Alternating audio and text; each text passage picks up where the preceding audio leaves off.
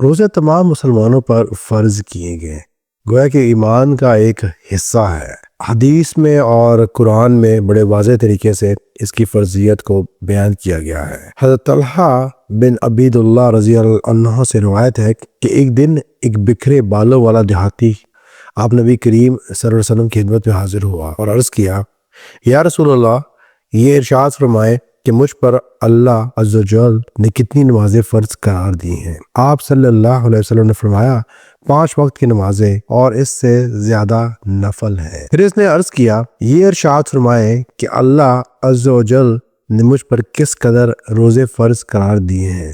آپ نبی کریم صلی اللہ علیہ وسلم نے فرمایا، ماہ رمضان کے روزے اور اس کے علاوہ نفلی روزے ہیں۔ پھر اس نے عرض کیا، اللہ عز و جل نے کس قدر زکوٰۃ فرض قرار دی ہے؟ زکوٰۃ کے بارے میں اس شخص کو احکام فرما دیے۔ اس نے عرض کیا کہ اس ذات کی قسم جس نے آپ صلی اللہ علیہ وسلم کو بزرگی عطا فرمائی، میں اس میں کچھ اضافہ یا کمی نہ کروں گا جس قدر اللہ نے فرض قرار دیا۔ آپ صلی اللہ علیہ وسلم نے ارشاد فرمایا، کامیاب ہوا یا جنت میں داخل ہوا یہ شخص اگر اس نے سچ کہا۔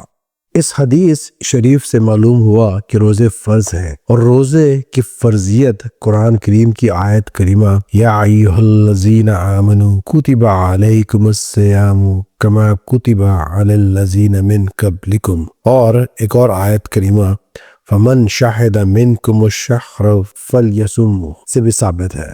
واضح ہے آیت کتب علیکم الصیام کا ترجمہ یہ ہے، اے ایمان والو، تم لوگوں پر فرض قرار دیے گئے ہیں، یعنی کہ روزے تم لوگوں پر فرض قرار دیے گئے ہیں جس طرح تم سے پہلے والوں پر فرض قرار دیے گئے تھے۔ اور آیت فمن شہد منکم کا ترجمہ یہ ہے، تم میں سے جو شخص رمضان المبارک پائے تو اس کو چاہیے کہ وہ شخص روزے رکھے، اور تمہارے میں سے جو شخص مریض ہو یا مسافر ہو تو اس کو اس کے اپنے سفر ختم کرنے کے بعد یا اپنی بیماری سے نکلنے کے بعد روزے قضا کرنے چاہیے۔ اور اس پر تمام امت کا اجماع ہے کہ روزے جو ہے وہ نہیں چھوڑے جا سکتے بلکہ ان کو قضا کر کے ادا کرنے پڑیں گے۔ مرض یا سفر کی وجہ سے روزہ نہ رکھ سکنے کی صورت میں فدیہ دینا کافی نہیں ہے بلکہ روزہ ہی رکھنا ہوگا۔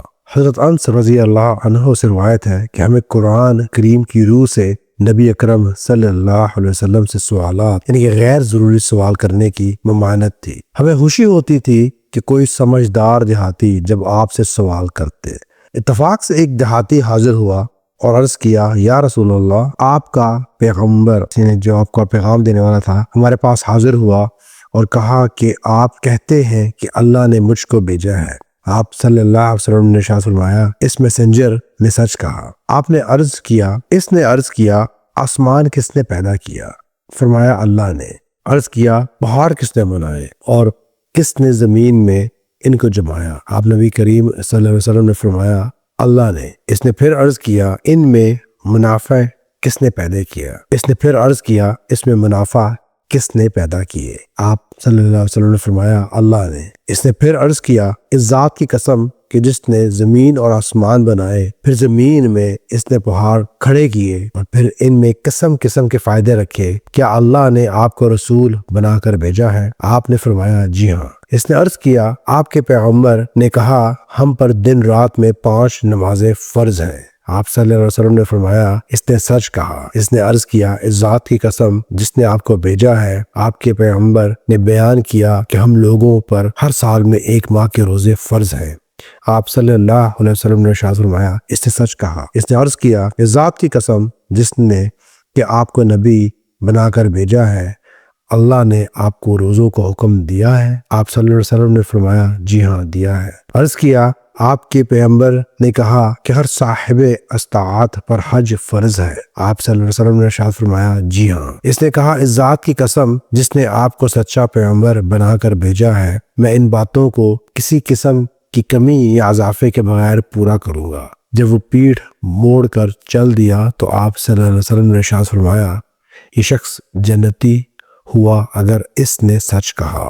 یہ حدیث مبارکہ ہمیں یہ بتا رہی ہے کہ جس ذات نے اتنے بڑے آسمان اور زمین کو پیدا کیا اور مضبوط پہاڑ زمین میں گاڑ دیے، وہ ذات خود کتنی بڑی ہوگی۔ تو اس کے لیے اتنا ہی زیادہ اخلاص اور اس کی بڑائی کو سامنے رکھ کر اعمال کو درست انداز سے مکمل کرنا چاہیے۔ اب نبی کریم صلی اللہ علیہ وسلم نے اس شخص کا اس انداز میں اعمال کی تصدیق کرنا اور دن رات میں 5 نمازوں کا پڑھنا اور رمضان کے روزوں کا فرض ہونا اور استطاعت کے مطابق خرچ کرنا اور پختہ ارادہ کرنا کہ بغیر کسی کمی پیشی کے ان اعمال کو اپناؤں گا، اور آپ صلی اللہ علیہ وسلم کا فرمانا کہ یہ شخص ضرور جنت میں داخل ہوگا، اس بات کی دلیل ہے کہ ان اعمال کو عمل میں لائے بغیر جنت میں داخلہ ممکن نہ ہوگا۔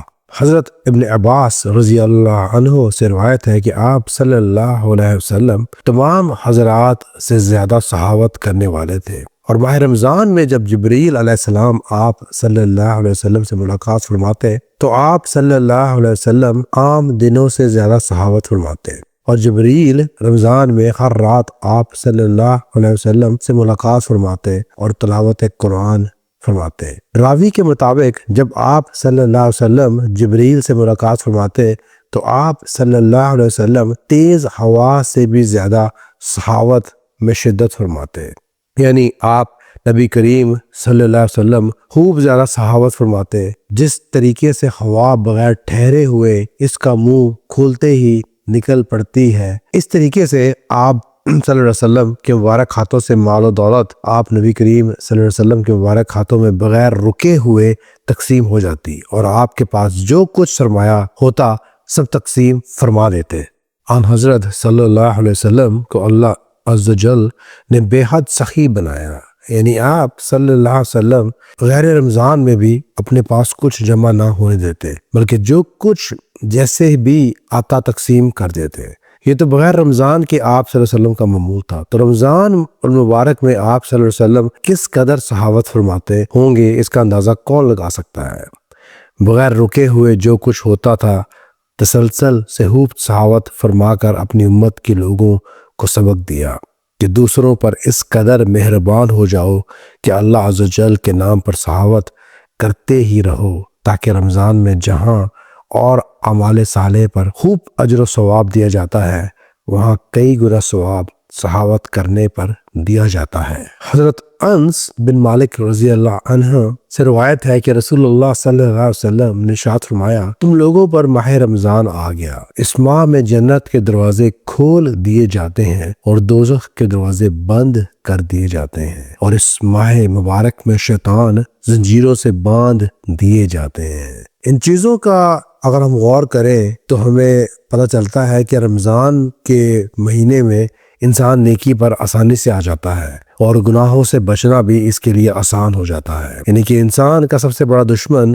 شیطان مردود ہے، جو کہ ہر طرح سے انسان کو ورغلاتا ہے، پھسلاتا ہے، دین سے ہٹاتا ہے اور اس کو اللہ کے خلاف کرنے میں ہر وقت لگا رہتا ہے۔ اللہ تعالیٰ اس کو جہنم کے دروازوں سے باندھ دیتے ہیں رمضان میں، اور جنت کے سب دروازے کھول دیتے ہیں تاکہ انسان خوب اطمینان سے نیکی کر سکے اور صاف دل سے عبادت کر سکے اور اللہ تعالیٰ کی خوشنودی اور حصول جنت کے لیے کام کر سکے، یعنی کہ دن بھر بھوکا پیاسا بھی رہے، سحری اور افطار کا وقت پر اہتمام کرے، اور اس یقین سے کہ اللہ تعالیٰ میرے دل کی کیفیت کو جانتے ہیں اور میرا یہ عمل خالصتاً اسی کے لیے ہے۔ تو یہ سب کچھ محض اللہ کے لیے جب ہوگا تو آدمی کی مغفرت اور جنت میں اس کا داخلہ یقینی ہو جائے گا۔